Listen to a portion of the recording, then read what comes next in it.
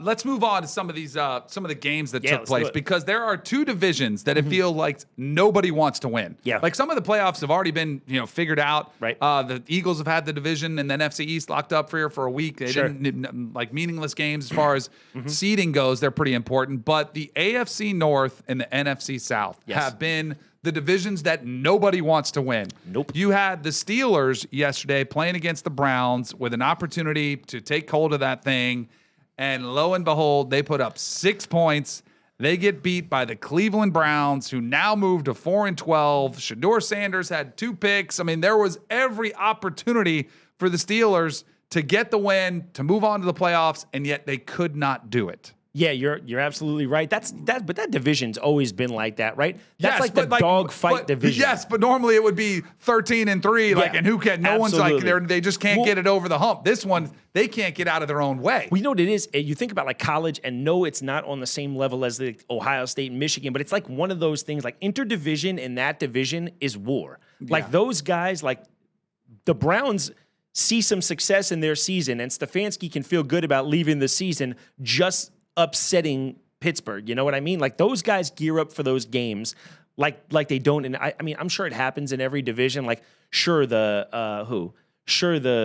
Cowboys are pumped. That's a tough one too. I don't know that any division gears up for war like these teams. Ravens, Bengals, Steelers. I mean, for a million years, Browns. These are knockdown, drag out battles every time they play. It doesn't matter who's at the top, who's at the bottom. You know you're in for a dogfight every time. And like it feels like college to me. Like it doesn't matter if you have a division game late in the year with these guys. You could be great, they could be terrible. You know you're in for a fight. You know what I hated about this game? I felt the Steelers missed DK Metcalf. They desperately needed somebody that could win on the outside, and Aaron Rodgers could not get anything going with Scotty Miller or Marquez Valdez-Scantling. Right. He missed a couple deep balls. Yeah. And I think they're going to see more of the same because they're not going to have him in this finale for the division against the Ravens.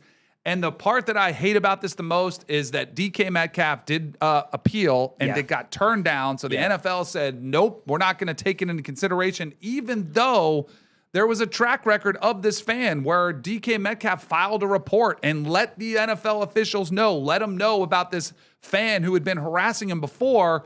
And what else is he supposed to do? Like, I get, and I'm not excusing it. You cannot go up there and you can't touch a fan.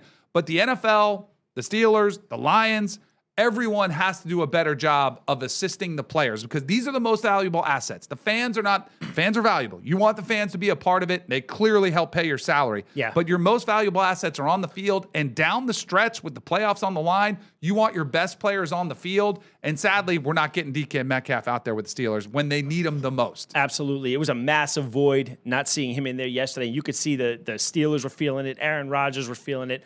Everything about this situation sucks, right? I want to say first, though, good on the Steelers for having the opportunity to void the guarantees here for DK and them not doing it. So they made a choice to not do that, which is really cool, I think. Look, I may take a hard stand on the wrong side. People get mad at me on Twitter. No, I don't think a fan should ever be able to get busted in the face by an NFL player. Let's put that out there on Front Street right away. But look, everything about this is wrong. Look, the fan's nephew came out yesterday, said his uncle has made a specific point to say, this has been my goal. This has been my goal for the last 2 years, and I finally made it happen this week. So to know that this guy shows up with this, as his primary goal, he's in the front row. DK did. He went through all the right channels. Jay Glazer did an awesome job of reporting on it yesterday, right? He came out there. He said that DK has reported this to security in Detroit as recently as last year, right? They got testimony from the fans around where this guy was sitting last year. Jay Glazer wasn't even able to repeat what he was saying on the air. So he was saying something bad enough where, anyone who's saying he called him his real name and DK Metcalf got mad. Come on, guys, we're being crazy now. Look, the other fans said he absolutely should have been thrown out of the game, and they didn't do that. And here's what I feel about this, guys. Being a pro athlete absolutely 100% leaves your game open for scrutiny. You can kill a guy for the way he's playing on the field. That comes with the territory. We understand that, right? But by no means does it mean it's open season on whatever you want to say to these guys just because you're protected by those stadium walls. And I got to be honest, man, I think the world would be a little better if guys like that blue-haired guy weren't made to feel so comfortable. Like in a real world, in the old days, and it's a horrible thing to say, a guy like that can't say something to DK Metcalf and get away with that, but he knows I'm protected on Twitter. I'm protected in this stadium. I can say anything I want about anything I want, and this guy can't do anything to me. And to me, that's incredibly frustrating. If you want to dog on DK Metcalf for a drop or a missed assignment or a loaf, kill him. I'm okay with it. Mm-hmm. We understand that's part of the territory. But in what other field of work can you show up to somebody's office and say, I don't know if it was a racial slur, but let's say it was a racial slur. Where can you go and that just be like, you called him a racial slur, it's over, it's water under the bridge, nobody will ever find out, and that be that? Nowhere. Right. I can't wrap my mind around what type of loser's goal is to like, oh, let me go out there and get in his head and see if I can get him tossed out of the game. I just cannot wrap my mind around that. But to your point, like he didn't even buy the tickets to be right behind the bench. He's standing there in the aisle and nobody's doing anything about it. Yeah. He is just there baiting DK Metcalf. And again, if you're DK, you have to use your self-control. Yep. You got to do it. You cannot let that happen.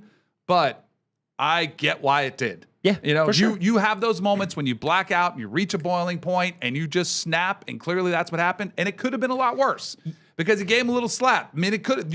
Imagine what DK Metcalf would have done if he pulled him down on the field and just started wearing him out. He could have done way more damage. I think he probably did use a little bit of self-control. To all the people who are saying he threw a punch at a fan, guys, DK Metcalf is as close to a DC character come to life as you're going to find in the NFL. If he threw a punch at that beta male, I'm telling you, that guy's sleeping. He is not still there cheering with the crowd afterwards. It was more like a buzz off type of thing. You know what I mean? Yeah. Grabbed the little wig or whatever it was and kind of was like, get out of here. Leave me alone. Yep.